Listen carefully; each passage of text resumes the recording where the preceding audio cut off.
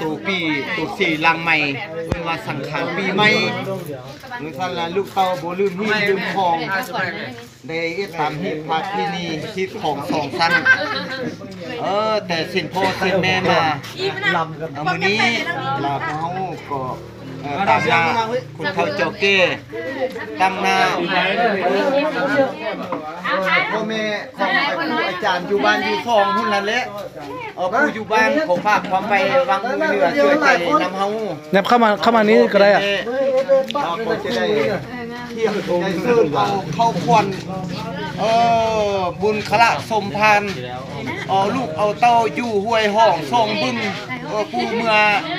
บ้านก็มีขวัญนั่นน่ะผู้ข้างอยู่ป่าก็มี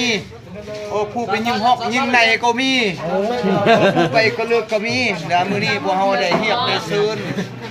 เมนมือที่ว่าสังฆาตัวให้หลานสังฆานตัวสี่ลังไม้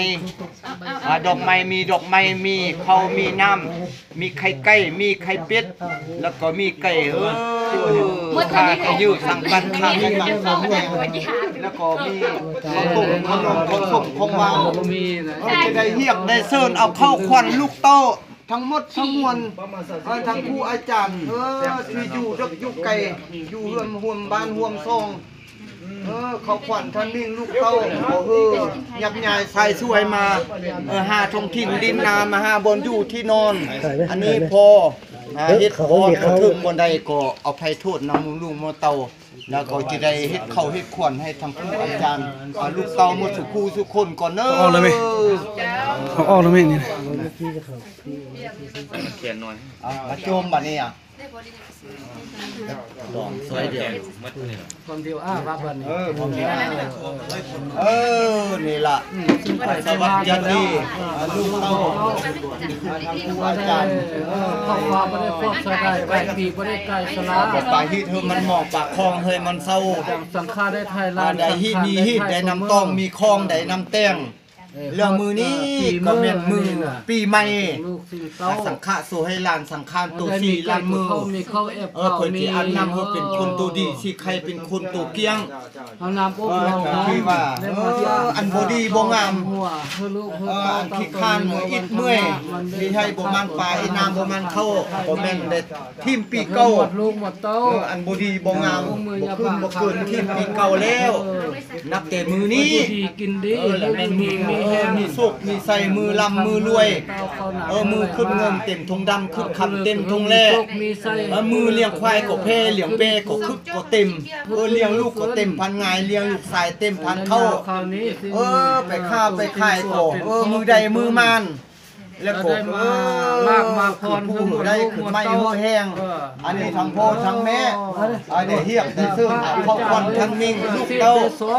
ทุกหัวหน้าท่าหัวคุณบอกว่าแต่หัวหน้าก็บอกว่าแต่รองก็บอกว่าแต่ทั้งสมาชิกก็ว่าแต่ครูอาจารย์อยู่คะแนนลือบนลือที่เยอะที่ลือทางที่บ่เลิกบ่ทันก็ได้เฮียบได้ซึ่งเอาเข้าเอาควันลูกเต้ามาเย้ามาเฮือนมาบนอยู่ที่นอนมาหาลูกหาเต้ามาหาบนเฮือนบนซานต่อไปนี้อย่าเจ็บอย่าสู้อย่าลำบากกินจืดงำลือเฮือมาหาลือเฮือได้ความมุ่งมั่นปรารถนาของลูกของเต้ามื้อนี้พ่อแม่จะได้เฮียบเอาเข้าเอาควันเอา30ควันกับหน้า50ควันกำลัง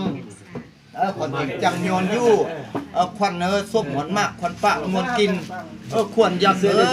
มวนอยากซื่นอยากฟอนอยากอยากแอนนำดอกส้มดอกหมอกดอกไม้เอาพวกเอาว่าควันส้มปีมือถือว่าอาบน้ำเป็นคนตัวดีสิใครเป็นคนตัวเกียงได้เฮียบได้ซึ่งเอาลูกเอาเต้าเขาควันท่านมิ่งมาโฮมมาต้มมือนี้ขอเฮอมาทุกขอหน้าท่าห่วงพ้นมายาวมาเฮือนมาอยู่นำวงนำตามาอยู่ทางห้องเฮียน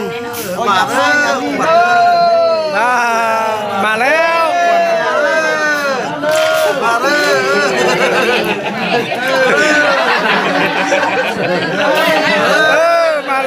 ควันมา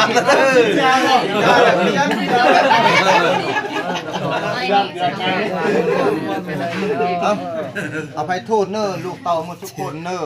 หมดน้ำอีกเลยอันนี้ละแมนว่าเขาได้จะเอาหมดน้ำสปิกเลยอันนี้อันนั้นเขาดีที่ใครเป็นคนตกเตียงเฮ้ยตลกเลย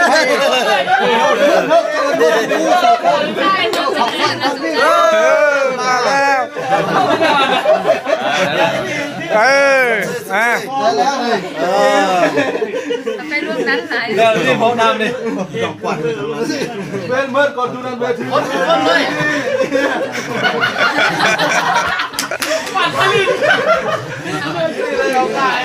ปลายมือเสือท่าก้วยสาข้อที่3น้ำที่5เอาข้อลงจนไปตีนปลายมือแห้งเต็มความลงมีบ่หังมืออกเมื่อทางตรงนั้นตรงลูกเขาหางไฟนี้เมื่อหาน้ำพาไหลเหือไฟไหม้จากมือออกมาทุกคนกันได้บ่มากได้บ่มากกระปากเลยเดี๋ยวไปเดี๋ยวแม่ผมมันไปนะผมมันเข้าตั้งบ้านผมมันเงินมันไปมันเก้ามาถึงเลขถึงหวยเด้เมื่อมาทิ้งเลขทิ้งหวยคำเด้อไม่ส่งมันชื่อไม่นำเลยเนาะเราทำอ่ะ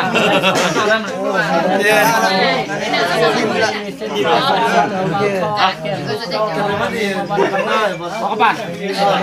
ถาบันนั้นเล็กโทรศัพท์นี่ออกตัวหันเลยเป็นบ่ใจสิก็ไปเปลี่ยนได้บ้านปีเลยที่วัดตุ่นพันดีบุญเลยจ้าจังมือไปเลยอาจารย์น้ำเป็นเสียงจบอย่างกันว่าเอาไปล่าดีใจจ้านี่ลูกยาเขาแท้แล้วลูกเต้าใส่คันอันนี้เด็กที่ยังน้ำลูกเขาเป็นเรียกไม่รู้ไปเลยพระอาจารย์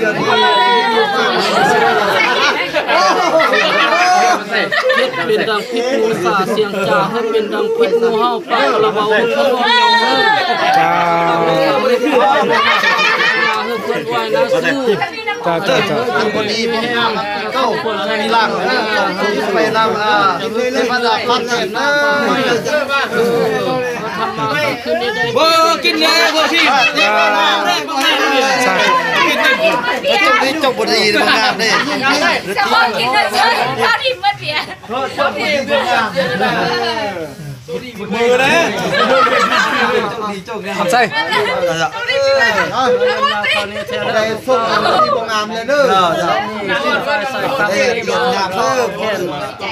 สำคัญไทยลานสำคัญไทยไม่ต้น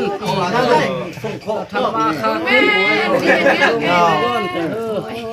เสียงป้าคือเป็นดังพิษงูสาเสียงจ่าคือเป็นดังพิษงูห้องปากระวังเพื่อเพิ่น